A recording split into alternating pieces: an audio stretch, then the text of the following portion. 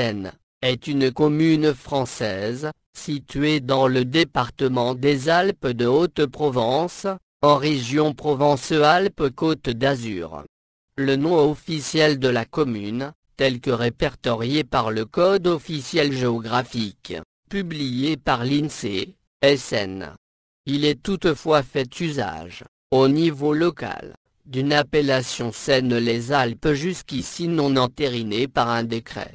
Ne pas confondre avec la ville de la Seine-sur-Mer, qui est la deuxième ville du Var. Le nom de ses habitants est sénois, plus rarement aujourd'hui, on utilise localement aussi Sénart et Sénarde. Seine a reçu le label village et cité de caractère.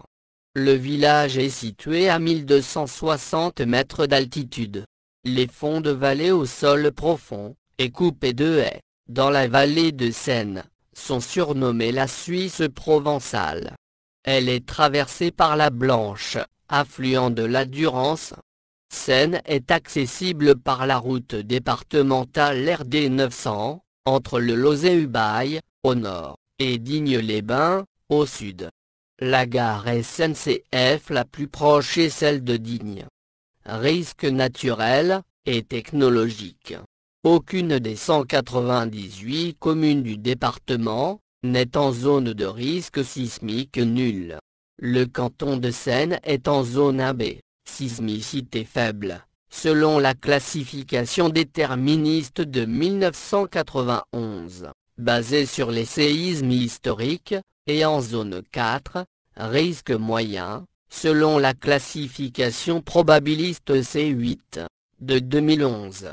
La commune est également exposée à 4 autres risques naturels: les avalanches, les feux de forêt, les inondations, les mouvements de terrain. Quelques versants de la commune sont concernés par un aléa moyen à fort.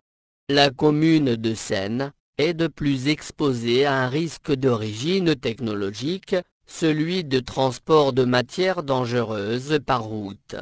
La départementale RD 900, ancienne route nationale 100, peut être empruntée par les transports routiers de marchandises dangereuses. Le plan de prévention des risques naturels prévisibles, PPR, de la commune a été prescrit en 2006, pour les risques avalanches, inondations, mouvements de terrain et séismes, mais le dit crime n'existe pas. Dans la liste qui suit, figurent les tremblements de terre fortement ressentis dans la commune. Ils dépassent une intensité macrosismique ressentie de 5 sur l'échelle MSK, dormeurs réveillés, chute d'objets. Les intensités indiquées sont celles ressenties dans la commune. L'intensité peut être plus forte à l'épicentre. Le séisme du 22 mars 1949, avec une intensité ressentie de 5, et un épicentre situé dans la commune du Lauzet. Le séisme du 20 mars 1983, avec une intensité ressentie de 5, et un épicentre situé dans la commune de Seine même. Seine est une commune rurale. Elle fait en effet partie des communes peu ou très peu denses, au sens de la grille communale de densité de l'INSEE. La commune est en outre hors attraction des villes.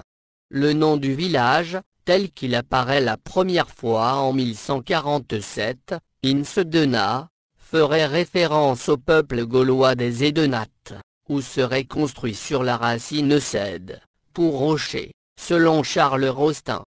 Selon le couple Fénier, le nom est issu d'une racine oronymique, servant à caractériser le relief, pré-celtique, cède. La commune se nomme Seina en vivaro-alpin, et en provençal de norme classique, et Césino dans la norme mistralienne. Histoire, Antiquité. Seine est, avant la conquête romaine, la capitale des Édénates. Elle obtient le statut de civitas sous l'Empire romain. Au Moyen Âge, elle apparaît dans les chartes. En 1146, Insedena, lorsque Raymond Béranger IV de Barcelone soumet les barons provençaux révoltés, Gerbaud V. Après s'être emparé d'Arles, il convoque les seigneurs de Haute-Provence à Seyne, où il renouvelle leur hommage. Les seigneurs sont les comtes de Provence, qui la dotent d'un consulat dès 1223-1220, selon André Gouron, qui sert de modèle à tous les consulats alentours. Vers les années 1220, une grande tour est construite pour défendre la ville, qui est ensuite appelée Seyne la Grande Tour. Un concile régional a lieu en 1267. L'hôpital Saint-Jacques est fondé en 1293, suivi à la fin du XVe siècle, par l'Hôtel-Dieu. La mort de la reine Jeanne Ière ouvre une crise de succession à la tête du comté de Provence, les villes de l'Union d'Aix, 1382-1387, soutenant Charles de Duras contre Louis Ier d'Anjou. La communauté soutient les Duras jusqu'au 18 septembre 1385, puis change de camp pour rejoindre les Angevins, grâce aux négociations patientes de Marie de Blois, veuve de Louis Ier, et régente de leur fils Louis II. La reddition de Seyne entraîne celle des communautés de Couloubroux et de Beauvillard. La foire qui se tient à la fin du Moyen Âge à Seyne bénéficie de sa situation de carrefour, et se maintient jusqu'à la fin de l'Ancien Régime. Seyne est le siège d'une baillie, qui devient une sénéchaussée par la suite. Les communautés d'Auzay, Barles, La Bréole, Montclar, Ponty, Selonnais, Saint-Martin-les-Seynes, Saint-Vincent, Ubaye, Verdache, Le Vernet. La communauté de Beauvillard comptait 88 feux, au dénombrement de 1316. Elle dépendait administrativement de Seyne. Au XVe siècle, les habitants de Beauvillard, ayant voulu s'autonomiser, sont massacrés, les survivants déportés, et le nom de Beauvillard effacé des archives. La communauté de Couloubroux, Colobrosium, citée au XIIIe siècle, est elle aussi rattachée à Seyne au XVe siècle. Elle comptait 19 feux en 1316, et était dotée elle aussi d'un consulat. Avec la création de l'imprimerie, les écrits et les idées se diffusent, et dans le deuxième tiers du XVIe siècle, le protestantisme s'implante à Seyne. Grâce à l'édit d'Amboise, 1563, les fidèles de cette religion sont autorisés à construire un temple, mais à l'écart de la ville. La ville est prise et pillée par le capitaine protestant Paulon de Mauvent, à l'été 1560, durant les guerres de religion. Elle est attaquée par les protestants étrangers à Seyne en 1574, qui la conservent par la suite. Le baron d'Allemagne s'y retranche en 1585, devant l'offensive de la Ligue catholique, sans empêcher la prise de la ville par le duc d'Épernon. Lors du siège, le clocher est détruit. À la fin des guerres de religion, Lesdiguières établit un camp où il prépare sa campagne de reconquête de la Provence, contre les ligueurs ultra-catholiques. La Réforme avait malgré ses combats, un certain succès à Seyne, et une partie des habitants était restée protestante. La communauté protestante se maintient au XVIIe siècle, autour de son temple, grâce à l'édit de Nantes, 1598. Mais l'abolition de l'édit de Nantes, 1685, lui fut fatale, et elle disparut, ses membres émigrant, ou étant convertis de force. Rayé est avec Seyne et Manosque, l'une des 3 seules villes de Haute-Provence qui a eu régulièrement un pasteur protestant, de 1550 à 1685. En 1656, les 2 hôpitaux, Hôtel-Dieu, et Hôpital Saint-Jacques, fusionnent en une seule institution. Les 2 sont relogés dans un seul bâtiment, en 1734. Le 22 avril 1687, venant de la forteresse d'exil en Piémont, et via Briançon et Embrun, arriva à Seyne, le convoi commandé par Monsieur de Saint-Mars, escortant le fameux prisonnier, appelé le Masque de Fer. La petite troupe fit étape 2 jours à Seyne, et fut logée chez l'habitant, conformément à la pratique de l'époque. Seul Saint-Mars et son prisonnier furent logés à la citadelle de Seyne. Le 24 mars, le convoi quitta Seyne en direction de Digne, sa destination finale étant l'île de Sainte-Marguerite. Quelques années après, geôliers et prisonniers partirent pour la Bastille, à Paris. En 1690, le marquis de Parel conduit l'armée piémontaise de 5000 hommes, qui descend de l'Ubaye et assiège Seyne. La ville est obligée de négocier, l'enceinte médiévale étant insuffisante à assurer sa défense, et la rançon est fixée à 11 000 livres. Cependant, la remontée de la milice de Provence et du régiment d'Alsace le font reculer. Dès le 24 décembre, des crédits sont débloqués et 9 bastions construits par Niquet. La nouvelle enceinte achevée en août 1691, laisse la grande tour à l'extérieur de la ville, mais renforcée. Après l'alerte plus sérieuse de 1692, c'est toute la frontière alpestre qui est révisée par Vauban. En tournée en décembre 1692, il demande la construction d'une citadelle incluant la grande tour. Richer emmène les travaux, de 1693 à 1699. Bien qu'insatisfait lors de son voyage d'inspection en 1700, Vauban ne réussit pas à faire modifier les fortifications, à part par la construction de redoutes de revers au nord. L'annexion de l'Ubaye, par le traité d'Utrecht, éloigne suffisamment la menace pour que les travaux soient repoussés sine die, à part des réparations des murailles, en 1786. Dans cet état, la ville est occupée par les Ostrossardes, en 1748, guerre de succession d'Autriche, et en 1815, à la fin des guerres de l'Empire.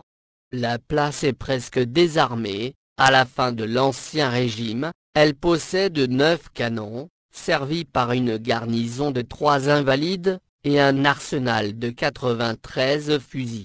La ville est le siège d'une viguerie jusqu'à la Révolution, et d'un bureau de la Poste royale, à la fin de l'Ancien Régime. Peu avant la Révolution française, l'agitation monte.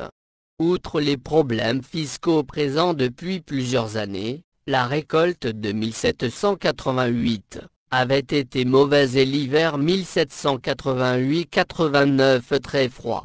L'élection des États généraux de 1789 avait été préparée par celle des États de Provence de 1788 et de janvier 1789, ce qui avait contribué à faire ressortir les oppositions politiques de classe, et a provoqué une certaine agitation. C'est au moment de la rédaction des cahiers de doléances, fin mars, qu'une vague insurrectionnelle secoue la Provence. Une émeute frumentaire se produit à Seyne le 29 mars. Des paysans se regroupent, protestent par des cris, menacent les possédants. Mais l'émeute ne va pas plus loin, et n'obtient aucun changement, contrairement à d'autres de la région.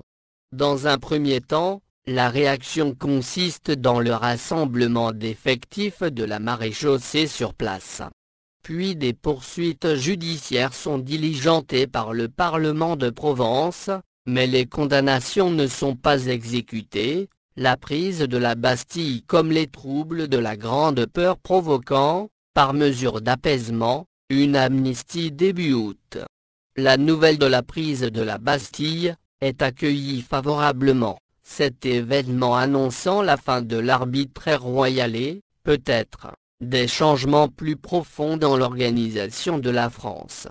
Immédiatement après l'arrivée de la nouvelle, Un grand phénomène de peur collective s'empare de la France, par peur du complot des aristocrates désirant recouvrer leurs privilèges.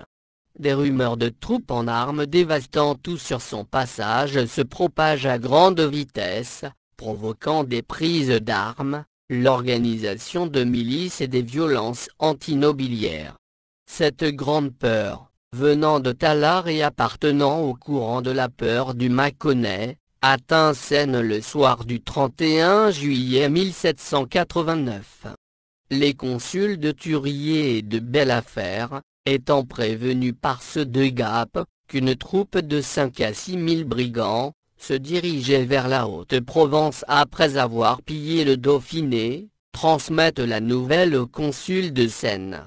Immédiatement mis en alerte par la rumeur, les consuls de Sène transmettent la nouvelle à Sisteron et Digne, faisant ainsi se propager la grande peur.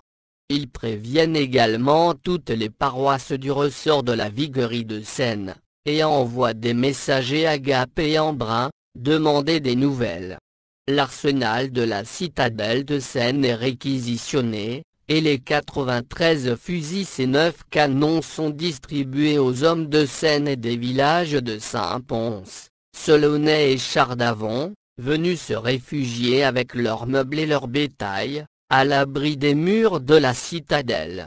Dans la nuit, des messagers venus de Rochebrune et Lamotte, confirment les nouvelles, et ajoutent que Romans a été mis à sac. Du sud, des nouvelles aussi inquiétantes arrivent, sur l'occupation de Castellane par 4000 Barbets et l'avancée de 1000 Piémontais dans la vallée de la Durance. Dès le 2 août, l'affolement retombe, les faits divers à l'origine des rumeurs étant éclaircis. Mais un changement important a eu lieu, toutes les communautés du futur département, se sont armées, organisées pour se défendre et défendre leurs voisins. Un sentiment de solidarité est né à l'intérieur des communautés et entre communautés voisines, et les consuls décident généralement de maintenir les gardes nationales sur pied. Aussitôt la peur retombée, les autorités recommandent toutefois de désarmer les ouvriers et les paysans sans terre, pour ne conserver que les propriétaires dans les gardes nationales. La Société patriotique de la Commune y est créée pendant l'été 1792. Sène était essentiellement un pays agricole.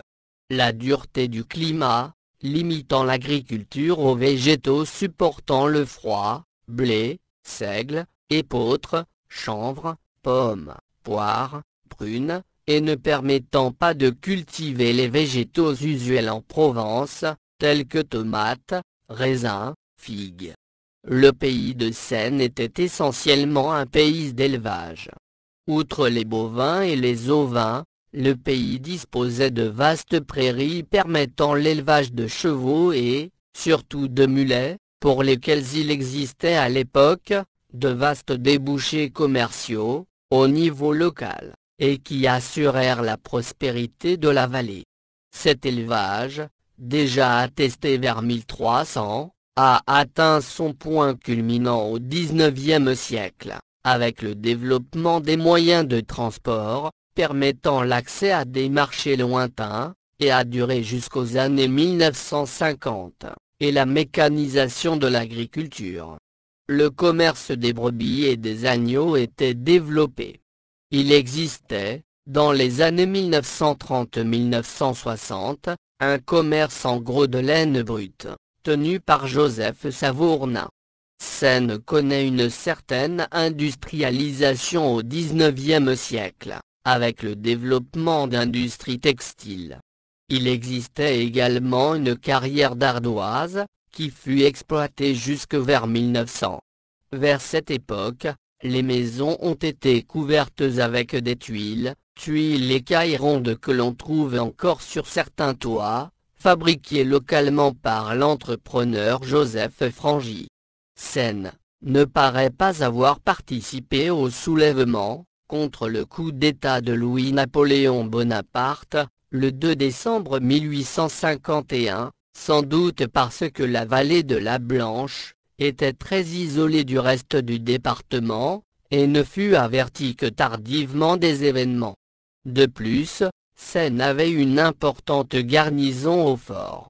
D'ailleurs, le préfet des Basses-Alpes, lors de sa fuite de Digne, prise par les insurgés, fit étape au fort de Seyne, avant de gagner les Hautes-Alpes voisines. Le réseau routier, auparavant limité à des chemins muletiers dans la vallée de la Blanche, fut développé sous Louis-Philippe et Napoléon III, en 1835, construction d'une route carrossable, entre Digne et Seyne. Les communes du canton ont toutes participé à son financement, en 1855, tracé de la route à partir de Selaunay, au travers des gorges de la Blanche, par la garde en direction de Gap, en 1864, allongement du tronçon construit en 1835 jusqu'à Coni, en Italie, et passant par le territoire de Selaunay. Sous la Troisième République, plusieurs routes furent construites à proximité, qui ont contribué à désenclaver la commune. Route des Tourniquets. Avec la mécanisation de l'agriculture et l'exode rural, de nombreux habitants originaires de Seyne ont quitté le pays. Il y eut également des départs pour l'Algérie, à la suite de Pierre Borelli-Lassapi. À la fin du XIXe, et au début du XXe siècle, le développement de la commune et des infrastructures routières ont favorisé la venue de plusieurs familles de maçons, originaires d'Italie et de Suisse, qui y ont fait souche. Aucun habitant de Seyne n'ayant été tué, lors de la guerre de 1870-1871, une chapelle fut élevée en remerciement, dans un style néo-byzantin au bout du village, en direction de Selaunay, dite chapelle d'ermite, et affectée aux anciens combattants, grâce à un don versé par un militaire retraité originaire de Seyne, le commandant Joseph Pommier, 1808-1888. Par contre, la commune fut fortement touchée par la guerre de 1914, puisque 73 habitants, presque tous agriculteurs, ont été tués, sans compter ceux qui sont décédés des suites de leurs blessures. Le livre d'or des habitants de Seyne, morts à la guerre, ne comporte que 59 noms. La différence s'explique par la circonstance que certains Seynois, ayant déménagé et n'étant plus domiciliés au village, ont pu être omis par ce décompte qui ne prenait en considération que les seules personnes domiciliées sur la commune. Pendant l'occupation, un maquis était installé dans les montagnes de la vallée de la Blanche. Soutenu par le réseau britannique Buckmaster, il était notamment chargé de réceptionner les parachutages alliés d'armes et de matériel lors de la préparation du débarquement de Provence. Plusieurs réfractaires au service du travail obligatoire, regroupés dans la région, ont rejoint le maquis. Le 12 juillet 1942, à l'occasion de la fête scolaire, organisée en l'honneur de la visite du ministre de la Jeunesse, 3 institutrices, Madame Simone Barneau, Louise Frangy et Élise Savournin, furent accusées d'avoir volontairement omis d'assister au lever des couleurs avec leur classe, par hostilité envers le régime de Vichy. Les 3 institutrices, d'abord menacées d'un déplacement d'office, furent soutenues par une pétition signée par les parents d'élèves, et par la municipalité, 25 septembre 1942, et devirent finalement infliger une sanction de réprimande, qui fut levée à la Libération. Le crash de l'Airbus A320, de la Germanwings, l'Airbus A320-211, qui reliait Barcelone à Düsseldorf, s'est écrasé le 24 mars 2015, avec 150 passagers à bord, dans la haute vallée de la Rigéole, affluent de la Bléone, Alpes de Haute-Provence, sur le territoire de la commune de Prahaute-Bléone, dans les Alpes de Haute-Provence. Une brigade de gendarmerie chef-lieu de communauté est implantée à Seynes, quartier Saint-Pierre. Jusqu'à l'entre-deux-guerres, la brigade de gendarmerie de Seynes était à cheval. Elle comprenait 5 hommes, dont un brigadier. Au XIXe siècle, la gendarmerie était située rue Basse, puis déménagea place d'Armes en 1906, dans le bâtiment de l'actuelle maison de Pays de Seynes, bâti à partir de 1904, par Joseph et Fernand Frangy, entrepreneurs de travaux publics à Selonnais, qui ont également construit, sur le même modèle, la gendarmerie de Thurier.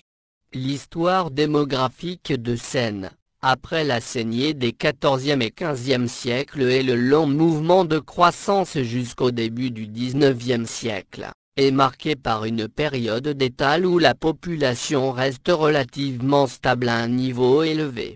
Cette période dure de 1821 à 1861. L'exode rural provoque ensuite un mouvement de recul démographique de longue durée. En 1921, la commune a perdu plus de la moitié de sa population par rapport au maximum historique de 1846. Le mouvement de baisse se poursuit jusqu'aux années 1970. Depuis, la croissance de la population a repris, mais sans revenir à son niveau de 1911. Lieux et monuments. Fortifications. Des fortifications médiévales subsistent. La porte fortifiée de la rue Basse, du XIVe siècle. La tour Maubert, ou Grande Tour, à 3 étages, construite à l'extérieur de l'enceinte au XIIe siècle. De plan rectangulaire, haute de 12 mètres, elle était reliée à la ville. Elle a été revue sous la Restauration. Le reste de l'enceinte était en fait constitué des murs des maisons, construites en continu, sans ouverture sur l'extérieur. On entrait dans la ville, soit au nord par la porte fortifiée qui existe toujours, rue Basset, au sud, côté place d'Armes, par la porte de Savoie, car c'était la route qui conduisait au Lauzet et Ubaye, qui appartenait alors au duc de Savoie, détruite au XIXe siècle, ainsi que plusieurs tours, dont la tour Savournine. En 1690-1691, l'ingénieur Niquet fait commencer des travaux d'une nouvelle enceinte beaucoup plus grande, avec 9 tours bastionnées dont 6 subsistent.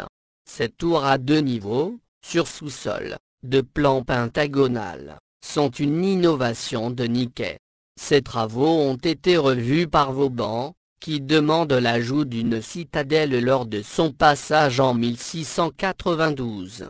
La citadelle de Seynes est construite par Richeran, à partir de 1693, et achevée en 1700. Cette citadelle trop étroite, dite Vauban mais qui ne le satisfit pas lors de son voyage d'inspection, domine la vallée de la Blanche. Longue de 200 mètres, large de 50, elle intègre une ancienne tour modifiée pour accueillir de l'artillerie, est dotée d'une caserne, et son entrée est défendue, côté ville, par une tenaille. L'enceinte, quant à elle, est achevée en 1705. Le fort de Seynes était une annexe de l'hôtel des Invalides de Paris, et accueillait des militaires éclopés ou invalides dans son personnel, qui occupaient des fonctions compatibles avec leurs blessures, portier-consigne, garde-porte, porte-clés, prévôt, dont certains ont fait souche en épousant des filles du pays. La garnison comportait un bataillon uniquement composé d'invalides, répartis entre Seynes et Saint-Vincent, dont des Irlandais et des Écossais catholiques, partisans des Stuarts, contre le prince d'Orange et les Hanovres. La place forte, en première ligne au moment de sa construction, se retrouve en 3e ligne après le traité d'Utrecht, 1713, qui réunit la vallée de l'Ubaye à la France, et n'est défendue que par 2 compagnons d'invalides jusqu'à la Révolution, et une garnison réduite, pendant la période 1790-1815. En 1745, puis en 1815, le fort fut occupé par une garnison autrichienne. La Restauration lui ajoute une batterie avancée ou ouvrage à cornes, reconstruit la porte, 1821, ajoute des casemates à feu de revers, des caponnières. Le fort de Seine a également servi de lieu de détention. En 1686, le fameux masque de fer y fut détenu 2 jours. En 1791, Monseigneur Jean-Baptiste de Bonneval, 1747-1837, chanoine théologal de Saint-Sauveur, à Aix-en-Provence et évêque de Senez, y fut placé en état d'arrestation pendant 50 jours, pour avoir refusé de prêter serment à la constitution civile du clergé, puis fut envoyé en exil en Italie, à Turin, puis à Rome. Des prisonniers de guerre piémontais et autrichiens y furent détenus en 1795. En 1809, un réfractaire refusant de partir faire campagne pour l'ogre corse, Napoléon, Jean-Jacques Turel, 1787-1842, berger à mort, y fut détenu en attendant son procès à Digne ainsi que son père, Jacques Turel, 1752-1809, qu'il avait caché. En 1851 et 1852 des opposants au coup d'État du 2 décembre 1851, principalement venus de Barcelonnette, furent rassemblés au fort en attendant d'être convoyés sur Digne pour y être jugés. Le fort avait été construit pour constituer une ligne de défense sur la frontière avec le Piémont. Avec le retour de Barcelonnette, 1714, puis de Nice, 1860, l'intérêt stratégique de Seine fut fortement réduit. La citadelle fut déclassée en 1866, et en compensation, l'État finança la construction d'une route nationale afin de désenclaver le pays. La garnison de Seine envoyée sur Saint-Vincent, située plus près de la frontière, d'abord conservée comme dépôt de réserve pour l'artillerie et le génie, un militaire de chacune de ces armes étant maintenu pour en assurer la garde. Elle ne fut finalement plus occupée, un unique gardien en assurant la surveillance de 1887 à 1907. Elle fut finalement vendue à des particuliers qui ne purent en assurer, ni l'entretien, ni l'exploiter, et se délabra rapidement. Passée de main en main, la commune la rachète en 1977, et commence depuis des travaux de restauration. L'enceinte est un monument historique classé.